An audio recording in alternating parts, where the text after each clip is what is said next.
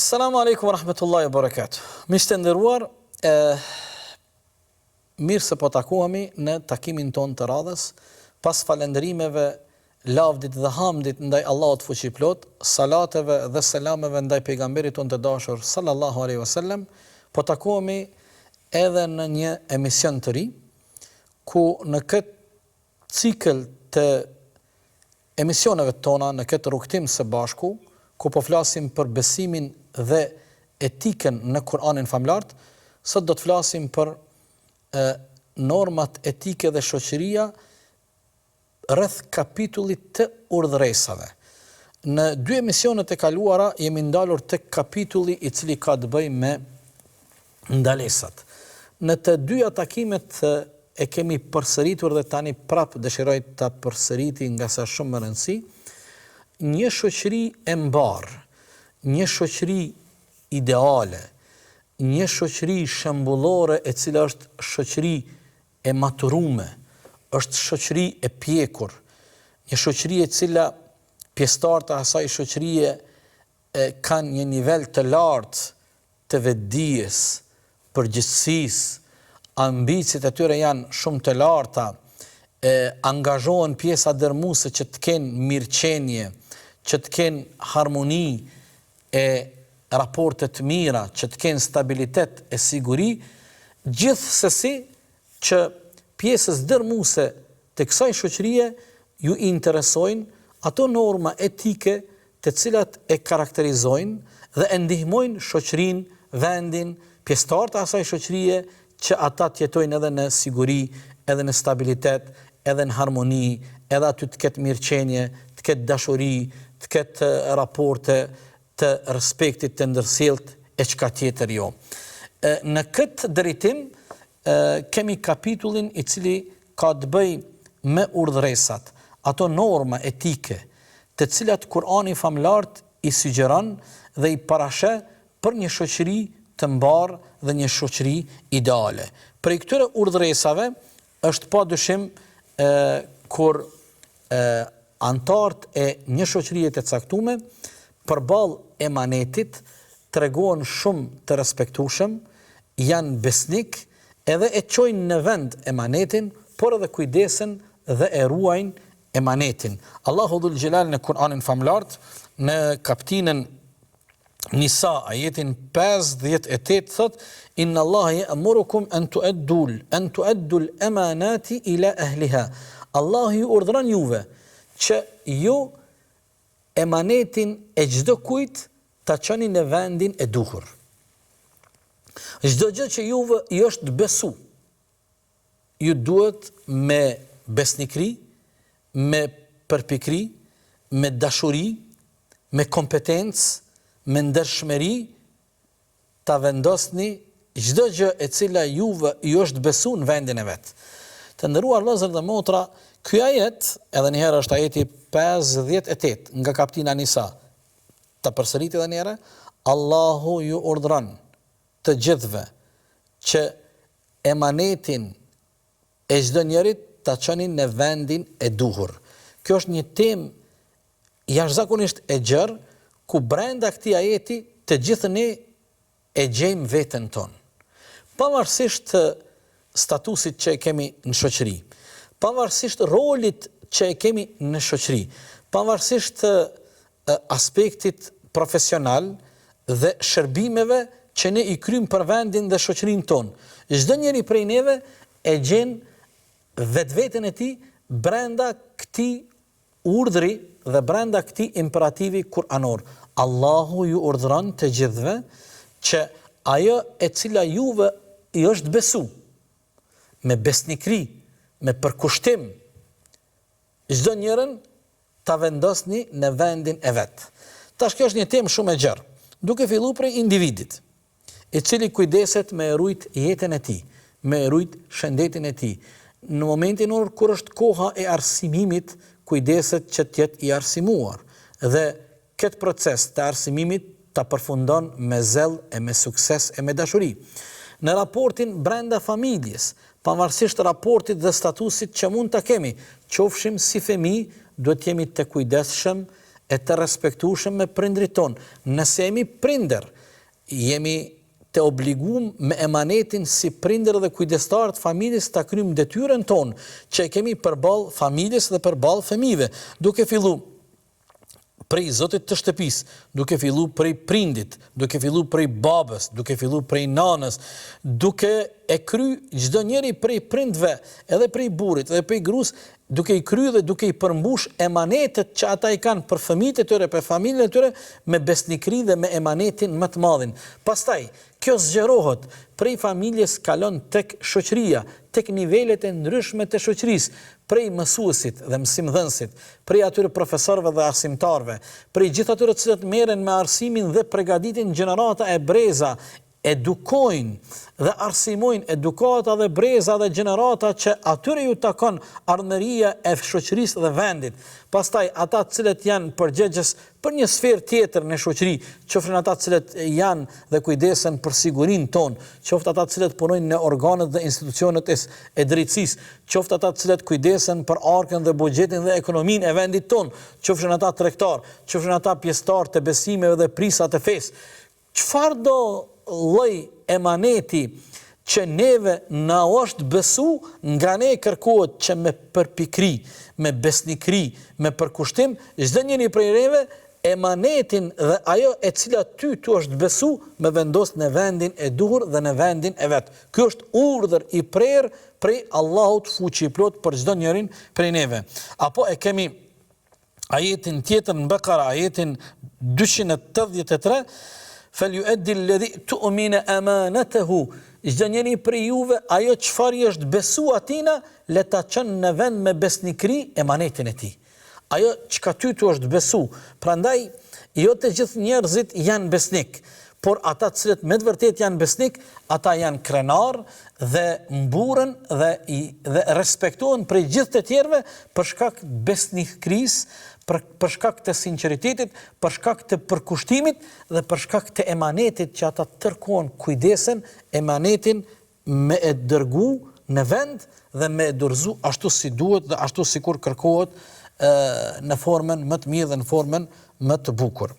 Një urdhëresë tjetër e cila ka të bëjë me kapitullin e urdhëresave është respektimi i kontratave të përgjithshme, çfarë do lloj kontrata dhe çfarë do lloj natyre e kontratave dhe marrëveshjeve që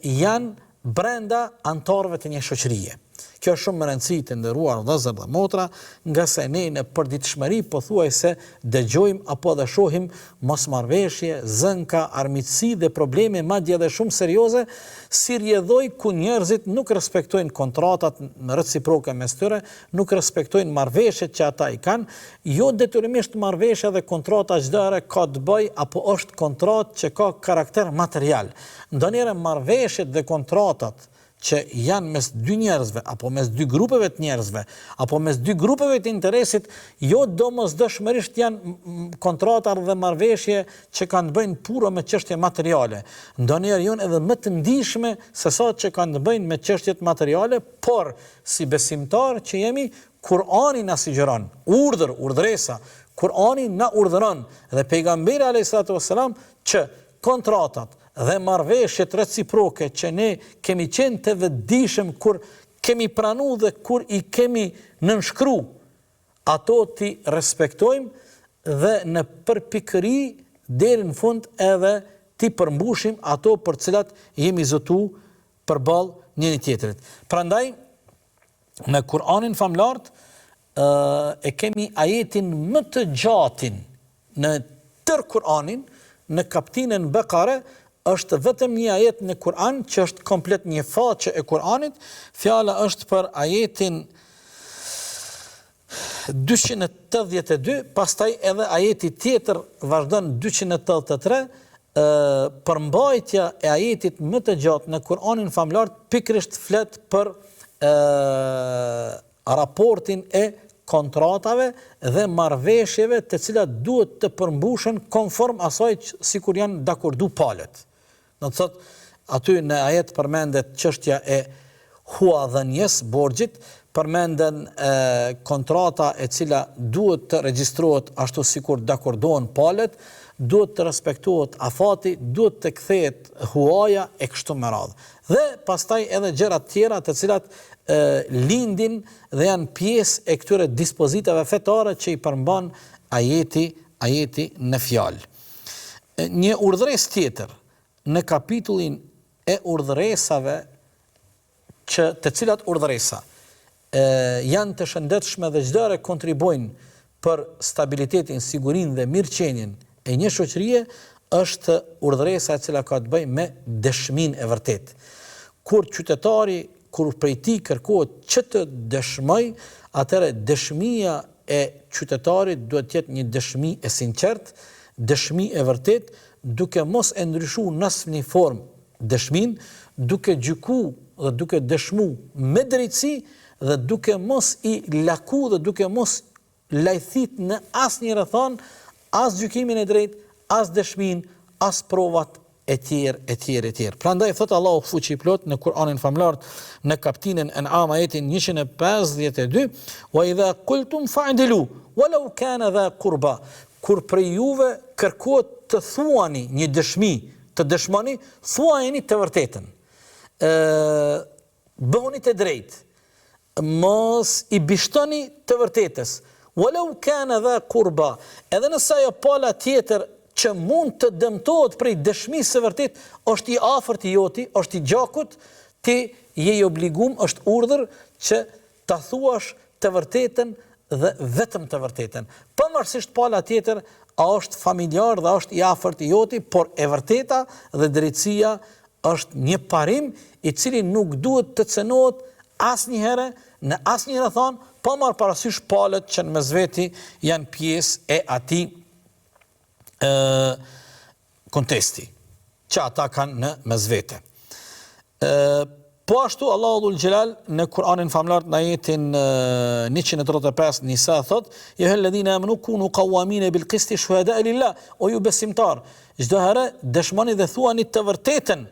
dhe bëni dëshmitar të vërtetë besnik, nga se kështu juve Allahu ju don. Walau ala anfusikum, edhe kur ndonjë dëshmi apo edhe kur për juve kërkohet me thonë të vërtetën, ajo është në dëm tuajin. Awil walidaini wal aqrabin, apo nëse është në dëm të prindërve dhe familjarëve tuaj. I yakun ghaniyan aw faqiran fallahu awla bihima. Pavarësisht a jeni të varfër, a jeni të pasur, a ju dëmton materialisht apo nuk ju dëmton, e vërteta kur nga ju pritet ta thuani, duhet të thuani vetëm të vërtetën, nga se kështu Allahu na urdhëron dhe kështu Allahu pret nga ne që ne të dëshmohemi dhe të themi të vërtetën.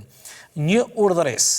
tjetër në kapitullin e urdhëresave, të cilat urdhëresa ndihmojnë dhe kontribojnë drejt për drejt që një shoqëri të jetë ideale, që një shoqëri të jetë shembullore, që brenda një shoqërie të ketë stabilitet, e siguri, harmoni, rehati e mirëqenie, është patjetër urdhëresa e cila ka të bëjë me raportet e mira që pjesëtarët e asaj shoqërie duhet të kenë mes veti, apo eventualisht kur në momentin ku ka zanka, ku ka hasmëri, ku ka armiqësi, duhet gjithmonë të kontribojnë ata të cilët dinë dhe munden që të përmirësojnë raportet mes njerëzve. Është një vepër jashtëzakonisht madhështore kur në mesin e njerëzve ka të atill që kontribojnë, ndërmjetësojnë, bëjnë përpjekje, mundohen që t'i përmirësojnë raportet mes njerëzve, në veçanti në mesin ato njerëzve që ata mes vete kanë zanka, kanë mospajtime, kanë armiqësi, kanë hasmëri, kanë kontestet ndryshme e kuta diune. Prandaj thot Allahu dhul Xhelal në Kur'anin famlart në kapitullin Hujurat ajeti 10: "Innamal mu'minuna ikhwa fa aslihu bayna akhawaykum." Me të vërtetë besimtarët janë vëllezër në mesvete. Kujdesuni që raportet mes vëllezërve të jenë raporte paqësore, të jenë raporte miqësore, të jenë raporte të mira. Wattaqullaha la'allakum turhamun. Frigojeni Allahut se ndoshta kur ju kontriboni që raportet mes njerëzve të jenë miqësore, e të mira, e të qeta, e raporte plot dashamirësi, atëherë edhe do të jeni të mëshiruar nga Allahu inshallah taala. Apo fattaqullahu wa aslihu dhata bainikum. Frigojeni Allahut dhe përmirësoni raportet që ju keni mes vete. Ajeti ajeti i kapitines Enfal, ajeti i parë në fakt i kapitines Enfal. Thot pejgamberi alayhis salatu wassalam, sadakaja dhe lëmosha që më shumë ti e don Allahu është aja sadaka kur një grup i njerëzve apo një person e ka autoritetin, e ka dëshiren, e ka vullnetin, i din gjërat dhe kontribon që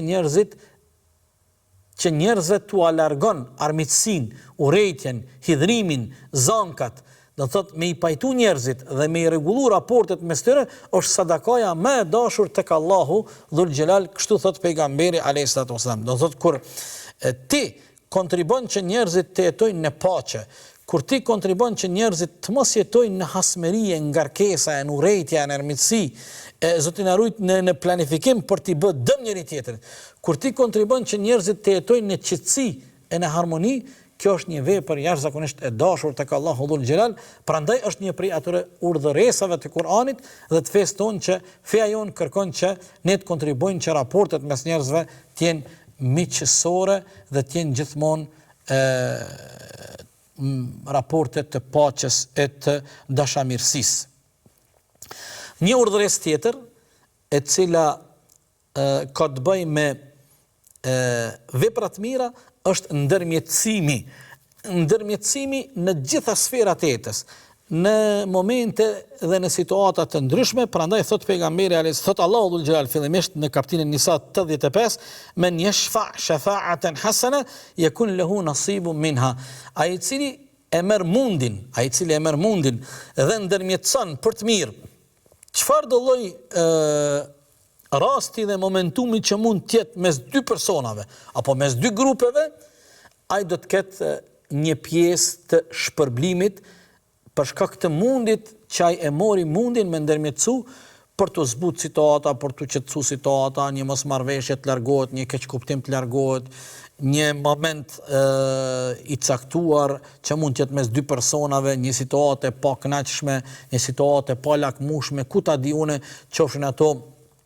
konteste që kanë të bëjnë me aspektet materiale, qofshin ato konteste që kanë të bëjnë me aspektet familjare, qofshin ato raporte mes dy fëmijëve, mes dy kolegëve, mes dy studentave, ku ta di unë, në përgjithësi pejgamberi alayhis salatu wassalam e ka preferu edhe vet autoritetin e vet për si personalitet sallallahu alaihi wasallam, nuk ka hezitu dhe gjithmonë ka pranu kur dikush ka kërku që ai i dashurin alayhis salatu wassalam me autoritetin e tij të ndërmjetëson për nevojat dhe hallet dhe kërkesat e njerëzve çdo herë kur pejgamberi ka pa të arsyeshme që ai të ndërmjetëson. Prandaj, gjithë atyre njerëzve që Allahu u ka dhënë autoritet, u ka dhënë dije, u ka dhënë urtësi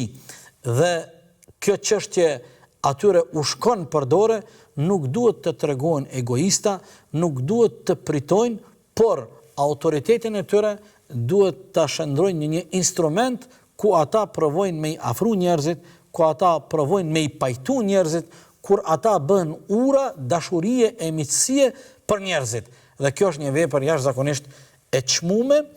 e preferume, por edhe e dashur tek Allahu Dhul Xhelal dhe e shpërblyme në këtë botë dhe në botën tjetër për shkak të shpirtit të bardhë që kjo vepër në vetvete e ka. Një urdhëresë tjetër e Kur'anit që na mëson Kur'ani famlart është se Kur'ani na mëson që të keqes ti themi fuqishëm jo, të keqes ti themi fuqishëm stop dhe ndalu. Kështu na mëson Kur'ani. Kështu na urdhëron Kur'ani, prandaj Allahu te baraka ve taala kërkon nga ne në vazhdimsi, ashtu sikur i kemi model dhe frymëzim gjithë pejgamberët e Allahut, të cilët Allahu i dërgoi pikërisht një prej objektivave kryesore që Allahu i ka dërguar pejgamberët e Zotit, pasi që ata t'i thrasin njerëzit në besimin e drejtë në Zotin një, ka qenë objektiv kryesor e tyre që ata t'i thojnë stop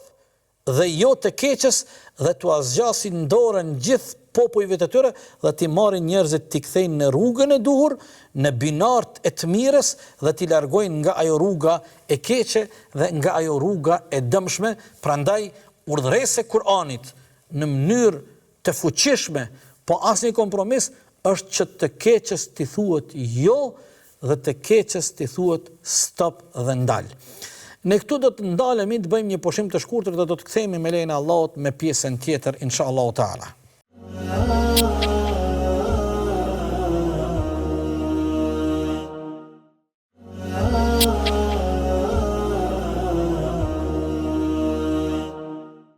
Assalamu alaikum wa rahmatullahi wa barakatuh. Miq të nderuar, po vazhdojmë aty ku e lam, jemi duke folur për kapitullin e urdhëresave, për një shoqëri ideale, për një shoqëri shembullore, e cila shoqëri i ka parasysh gjithë ato norma etike të cilat karakterizojnë një shoqëri shembullore dhe ideale, e cila shoqëri gjithmonë synon që siguria, stabiliteti, harmonia, mirëqenia, dashuria, dashamirësia, miqësia t'jenë prezente brenda pjesëtarëve të asaj shoqërie dhe e tillë të frymon një shoqëri shembullore. Gjitha këto urdhëresat Kur'anit janë të domosdoshme dhe janë të nevojshme për shoqërinë tonë dhe për gjithë ne. Në mesin e këtyre urdhëresave është edhe mëshira reciproke që Kur'ani na urdhëron. Ne duhet të ofrojmë dhe të kultivojmë mëshirë reciproke për njëri tjetrin. Thot Allahu fuqiplot në Kur'anin famlart: "Thumma kana minal ladhina amanu wa tawasaw bis-sabri wa tawasaw bil-marhama ulaika ashabul maymana." Pozëm në kapitullin Beled nga ajeti 17, 18 e kështu me radh, Allahu dhul xhel thot dhe në mesin e tyre ka të atill që janë besimtar, që porositin njëri tjetrin në durim dhe që janë të mëshirshëm në mes vete. Të tillët janë të bekuar prej Allahut te baraka wa taala. Do të thotë, brenda një shoqërie duhet të ushqehet dhe duhet të kultivohet patjetër mëshira reciproke. Brenda një shoqërie nuk duhet të ketë vetëm disponim negativ. Allahu na rujt urrejtje apo të kultivohet hasmëria e armiqësia, por duhet të kultivohet dashuria, miqësia, dashamirësia dhe gjitha këto vinë në shprehje dhe vinë si rezultate dhe fryte kur brenda asaj shoqërie janë ato ura që quhen ura të mëshirës, ura të mëshirës. Një urdhëresë tjetër e cila na ndihmon dhe i jep shumë kuptim dhe peshë, çmim dhe rëndësi shoqërisë tonë është patjetër bamirësia dhe në veçanti kur ne bamirësinë e tregojmë dhe shprehim me ato kategoritë shoqërisë tonë që janë të nevojshëm dhe kanë nevojë për bamirësinë tonë, qoftë ajo bamirësia materiale apo çfarëdo lloj bamirësie që ne e shprehim dhe e tregojmë me të tjerët. Prandaj Kur'ani famlart në shumë ajete neve na urdhëron që ne të jemi bamirës. Sigurisht se bamirësia si një instrument dhe si një vepër shumë fisnike urdhërohet që fillimisht bamirësinë ta tregojmë me njerëzit e afërm, me familjarët tonë, me njerëzit e gjakut, pastaj duke kalu prej këtij rrethi tek rrethi i dytë që janë pak më larg, qofshin ata fëqinj dhe kujnshit tonë, pastaj ata që janë bashk fshatar, bashk qytetar, bashk njerëz që jetojmë në një lagje ku ta diune, e kështu me radhë. Do të thotë, gjithmonë Kur'ani na urdhëron dhe pastaj edhe na jap edhe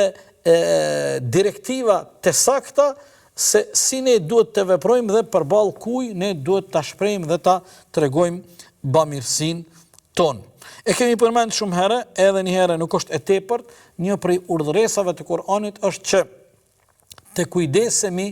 me besnikëri dhe emanetin më të madhin për pasurinë e jetimit. Do të thotë gjithmonë ata të cilët kanë pas fatin me qenë kujdestar të jetimave, duhet t'i frigohen Zotit dhe në mënyrën më të mirë të menaxhojnë me pasurinë dhe trashëgiminë e atyre jetimave që ata janë në fakt kur të rriten trashëgimtarët e asaj pasurie dhe do të jenë ata të cilët do ta gëzojnë dhe do të kënaqen me pasurinë e prindërve të tyre. Ata që janë kujdestarë dhe menaxhojnë dhe kujdesen për këta jetim, derisa këta jetima të rriten, duhet të frikojnë Zotit dhe duhet të kujdesen në mënyrën më të përpikt, mënyrën më precize, mënyrën më besnike me pasurinë e këtyre jetimëve e që janë një kategori jashtëzakonisht e ndihshme në shoqërinë tonë, por në çdo shoqëri kjo kategori e njerëzve janë një kategori e ndjeshme. Një urdhëresë tjetër e Kur'anit e cila na vije për një shoqëri të mbar është falja dhe toleranca. Kemi një numër të madh të ajeteve të Kur'anit ku Allahu na thret që të jemi tolerant, që ta gjejmë forcën dhe fuqinë të falim ata të cilët na kanë shkaktuar dëm apo kanë provuar të na shkaktojnë dëm. Prandaj Allahu dhul xhelal në kapitullin Ale Imran ajetin 134 thot wal kadhimin al ghayz wal afin anin nas. Allahu kur i numëron dhe kur i radhit atributet e besimtarëve, në mes tjera thot dhe prej atributeve dhe prej cilësive të besimtarëve të mirëfillt janë edhe ai i cili e frenon mllëfin e tij kur është në kulmin e idhënimit dhe të mllëfit të tij. Do të thot prej atributeve të besimtarit të vërtet është e frenon mllëfin, e menaxhon hidhrimin dhe urrejtjen që ai mund ta ushqej përballë një personi tjetër. Wal afin anin nas, por jo vetëm kaq, Allahu tash kërkon prej neve që ne të ngritemi në një shkallë edhe më të lartë se sa ta frenojmë mllëfin dhe ta menaxhojmë hidhrimin dhe nervozën ton. Allahu thot wal afin anin nas, pasi që ne kemi frenuar mllëfin dhe po e menaxhojmë deri diku vetveten ton, tani duhet të gjejmë forcën dhe të bëhemi edhe më të fortë t'i falim ata që na kanë bërë dëm apo ata që kanë provu të na bëjnë dëm. E ka shumë ajete tjera të cilat flasin në këtë aspekt. Në një urdhëresë tjetër e Kur'anit e fuqishme për një shoqëri ideale dhe një shoqëri shembullore është urdhëresa e cila na urdhëron që të keqen ta kthejmë me të mirë. Do të thotë Kur'ani famlart në mënyrë të qartë kërkon nga ne që të keqen ta kthejmë me të mirë. Thot Allahu dhul xhelal në kapitullin Fussilet ajeti 34 wa yadra'una bil hasanati sayyi'a ulaika lahum uqbad dar. M'falem, ky është ajeti në kapitullin Ra'd 22, thot Allahu dhul xhelal dhe ata të keqen e kthejnë me të mirë. Nëse dikush të ka bë keq, nëse dikush të ka shkaktuar një zarar, një dëm, atëherë mundohu këtë keqe, këtë dëm që ti e ke përjetu dhe je dëmtu, me e kthy me të mirë, ulaika lahum uqbad dar, gjithë ata cilët e gjejnë forcën dhe kështu veprojnë, ata do ta kenë përfundimin e mirë edhe në këtë botë, por edhe në botën tjetër do të jenë faqebardh e të shpëtuar inshallah taala. Apo e kemi ajetin Fussilet 34, wala tastawi alhasanatu wala sayyi'a. Asnjëherë në asnjë rrethon nuk është e njëjtë e keqja me të mirën. E keqja dhe e mira nuk janë të barabarta. Idfa' billati hi ahsan. Kthehet të keqen me të mirë. Nëse dikush të ka bë dëm, nëse dikush të ka bë zullum, nëse dikush të ka lëndu,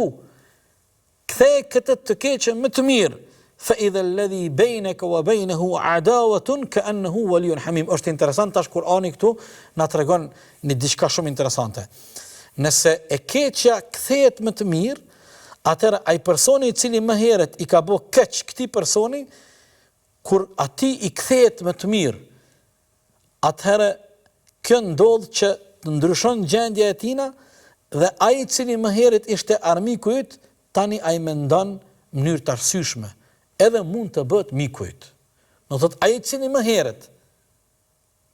është munduar me të bëj keq, si rezultat se ti ja ke kthy me të mirë, tash ky e ndryshon gjendjen e tij dhe ai i cili më herët ishte armiku yt mund të ndodhë të bëhet miku dhe dashamiri yt për shkak se ti e ke bë atë me mendu, Ai cili më herët ty të ka bë keq, ti ja ke kthy me të mirë, ai tani ndalet dhe në mënyrë të arsyeshme mendon, pse ky kështu po ma kthen me të mirë, kur unë atë e dëmtova, kur unë i bëra keq. Dhe pikërisht kjo është ajo norma islame, një normë e lartë morale, etike, një normë shumë fisnike që kjo urdhresë e Kur'anit kërkon që ne ta gjejmë forcën, ta gjejmë fuqinë mbi veten tonë, mbi egon ton dhe ta falim atë tjetrin i cili na ka bë keq dhe na ka bë zullum. Një urdhresë tjetër e cila është gjithsesi shumë e nevojshme dhe e dobishme për gjithë ne si individ, por dhe si shoqëri që jemi, është që të gjithë me aq sa kemi mundësi dhe me aq sa dim të thrasim drejt të mirës dhe të provojmë ta ndalim dhe ta pengojmë të keqen. Pëzëm në kaptinën Maida 2, Allahu thotë wa ta'awanu 'alal birri wat taqwa. Dhe ju ndihmani tjetrin në punë të mira e në devotshmëri. Duhet të ketë bashkëpunim, duhet të ketë thirrje gjithmonë për punë të mira, për punë të mbara, për punë fisnike dhe për punë të cilat neve na mundsojnë me e fitu kënaqësinë dhe razinë e Allahut te baraka wa ta'ala, apo sikur është e njohur ajo surja e shkurt e Kur'anit, por shumë kuptim plote dhe shumë domethënëse, wal asri innal insana lafi khusrin illa alladhina amanu wa amilus salihati wa tawasaw bil haqqi wa tawasaw bis sabr. Allahu betohet thot pasha kohën, me të vërtetë njeriu është në humbje të qartë, përjashtimisht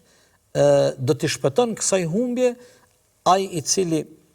ka besimin e drejt imanin, rrjedhimisht besimi i drejt imani i rezulton atij me vepra dhe punë të mira, pastaj si rezultat i imanit dhe besimit të drejt e punëve të mira, ai gjatë këtij procesi tregohet durimtar në vendin ku jeton, në mesin ku jeton dhe me njerëzit se si atë e trajton dhe si ky i trajton të tjerët, wa tawasaw bil haqqi, edhe ai gjithmonë edhe kur i porosit të tjerët për të vërtetën, nuk e haron veten, tregohet durimtar, nga se e din se procesi për ta kuptuar të vërtetën, për të jetuar me të vërtetën, për ta ndihmuar të vërtetën, të gjitha këto janë procese jo të lehta. Prandaj kërkohet durim dhe kërkohet shumë sabër, kërkohet përkushtim, kërkohet sakrificë, kërkohet mund, kërkohet vendosshmëri që këto procese të jetësohen. Një urdhresë tjetër e cila është gjithsesi imperativ shumë i rëndësishëm për çdo shoqëri është që të ndihmohet përhapja e dijes dhe diturisë në gjitha format. Është urdhresë e Kur'anit që të ndihmohet, që të mbështetet përhapja e dijes dhe diturisë, qoftë në mënyrë të drejtë për drejtë, qoftë në mënyrë të tërthort, sido që mundemi, ne jemi të obliguar ta ndihmojmë edhe përhapjen e dijes, por edhe t'japim kontribut ata të cilët din, ata të cilët kanë mundësi, dhe sidomos sot në kohën tonë kur teknologjia na ka bërë të lehtë shumë gjëra, është shumë e rëndësishme që të përhapet e mira, që të përhapet dija, që të përhapen gjithandej gjërat e dobishme, ndonjëherë prej neve kërkohen 2 apo 3 veprime shumë të thjeshta. Shumë të thjeshta, por nuk kemi ndoshta të vetëdijshëm sa e madhe mund të jetë dobia prej asaj që ti e ke ndihmuar tjetrin me përhap një informacion të dobishëm, një dituri e cila është shumë e rëndësishme, ndërsa ajo çfarë prej teje kërkohet është një veprim shumë i lehtë dhe shumë i thjeshtë. Një urdhëresë tjetër e Kur'anit famlar në mesin e urdhëresave të Kur'anit është padyshim edhe drejtësia, edhe bamirësia, edhe mirësia. Do të thotë këto 3 elemente: drejtësia, bamirësia dhe mirësia me plot mëshirë. Është një ajet që ju besimtarë të nderuar çdo herë në ditën e xhumë, kur hoxhallarët e nderuar e mbajnë ligjëratën e ditës së xhumë hutben, në fund të hutbes çdo herë lexohet ky ajet. Fjala është për ajetin 90 i kaptinës Nahl ku Allahu thot inna Allah ya'muru bil adli wal ihsani wa ita'i dhil qurba wa yanha 'anil fahsha'i wal munkari wal baghi ya'idhukum la'allakum tadhakkarun. Allahu juve ju urdhron me drejtësinë, Allahu ju urdhron me bamirësi, Allahu ju urdhron që t'jeni pranë dhe afër njerëzve familjar, njerëzve të afërm, duke qenë pranë dhe afër tyne në gjitha format e kështu me radhë. Do të thotë, këto janë urdhresa që Kurani kërkon që ne ti respektojmë dhe ti kultivojmë dhe ti jetësojmë gjatë jetës tonë, në gjitha aspektet e jetës dhe me gjithë të tjerët. Edhe drejtësinë, edhe mëshirën, edhe bamirësinë, edhe mirësjelljen, edhe dashurinë, edhe kujdesin dhe afërsinë për njerëzit e afërm dhe njerëzit e gjakut, familjarët, farifisnin, miqasin, edhe ata që i kemi fqinje dhe kujshi, edhe ata cilët janë të varfër, edhe ata cilët janë kalimtar të rastit të huaj e që kanë nevojë qoftë për një fjalë miradije, qoftë për një ndihmë për t'i orientu si me dalë prej qytetit apo si me shku te adresa e duhur e kështu me radhë, gjitha këto duhet të jenë pjesë e edukatës dhe mirësjelljes tonë, norma etike që Kurani na urdhëron që ne të pajisemi me to, por edhe t'i respektojmë dhe të kemi parasysh gjatë jetës tonë me të gjithë pa asnjë dallim. Pastaj Kurani na urdhëron që t'jemi bujar e t'jemi fisnik, t'jemi bujar e t'jemi fisnik gjatë jetës tonë me të gjithë, normalisht ata cilët i kemi më të afërt, ata cilët janë familjar, ata cilët janë pjesë e gjakut, e kuta diune, me ta bujaria dhe fisnikria duhet të jetë në një nivel tjetër. Allahu dhul Xhelal i don ata cilët janë bujar dhe fisnik. Pejgamberi alayhis salatu wassalam ishte njëri shumë bujar dhe shumë fisnik, ndërsa Allahu urren gjithë ata njerëz që janë koprac, janë zemër ngusht, janë shpirt vogël dhe i kanë duar të shtrëngume. Ata cilët kanë zemër të madhe, ata cilët kanë shpirt bardhësi, ata që janë dorëshlir, Allahu te baraka wa taala i don, por edhe pejgamberi alayhis salatu wassalam inkurajon gjithnjë që ne në çdo aspekt dhe në çdo moment nga jeta jonë të mos e harrojmë bujarin dhe fisnikrin, nga se është një virtyt dhe është një vlerë morale që Kurani na urdhëron dhe pejgamberi alayhis salatu wassalam gjithnjë na sugjeron dhe kërkon nga ne që ne ta shpërfaqim një shpirt bardhësi të tillë. Sigurisht vëllezër dhe motra, kapitulli i cili ka të bëjë me urdhëresat në Kur'anin famlar është jashtëzakonisht i gjatë. Nuk ishte ideja ne edhe në takimet e kaluara, por edhe në këtë takim, nuk ishte ideja që ne t'i numërojmë dhe t'i listojmë një nga një gjitha ato që janë urdhëresa apo ndalesa, por ideja ishte që të përmendim dhe të ndalim tek disa prej këtyre normave etike, të cilat norma etike janë të nevojshme e disa prej tyre janë të domosdoshme për një shoqëri e cila synon të jetë shoqëri ideale, të jetë shoqëri shembullore, të jetë një shoqëri ku stabiliteti dhe siguria janë në nivelin e dur, të jetë një shoqëri ku antarët dhe pjesëtarët e asaj shoqërie respektohen, duhen në mesvete, e kultivojnë harmoninë, respektin, dashurinë, solidaritetin, mëshirën, tolerancën, dashamirësinë, miqësinë, dhe krejt këto janë edhe pjesë e traditës tonë, krejt këto që ka i përmenden janë kultivu në të kaluarën në mesin e babgjyshave dhe gjysheve tona, dhe ne në këtë kapitull jemi shumë të pasur, qoftë nga mësimet islame të cilat janë bë pjesë dhe janë mishru në traditën, në mentalitetin, në sjelljen e popullit ton, babgjyshave ton, gjysheve tona dhe gjithandej kanë qenë prezente në vendin ton dhe në historinë ton. Lut Allahun te baraka wa taala që gjithmonë në vendin dhe në shoqërinë ton të kemi të atill të cilët përkujdesen dhe na përkujtojnë qoftë me ato që janë urdhëresa që na bëjnë shoqëri ideale, por edhe na përkujtojnë dhe na kujtojnë ato që janë ndalesa që ne duhet t'i braktisim dhe të qëndrojmë larg që të mos e dëmtojmë as veten, as mos i rrezikojmë familjet tona, por as mos ta cenojmë shoqërinë dhe vendin ton. deri në takimin e radhës. Elus Allahun te baraka wa taala, i cili është mbrojtësi më i miri i joni, që të gjithë ne të jemi nën kujdesin dhe në mbrojtjen e të madhit Allah fuqiplon. Ai është mbrojtësi ynë më i miri. Allahu të na mbron neve, fëmijët ton, familjet tona, vendin ton, shtetin ton, dhe ta mëshirojë mbar ummetin e Muhammedit alayhi salatu wassalam deri në takimin e radhës. Wassalamu alaikum wa rahmatullahi wa barakatuhu.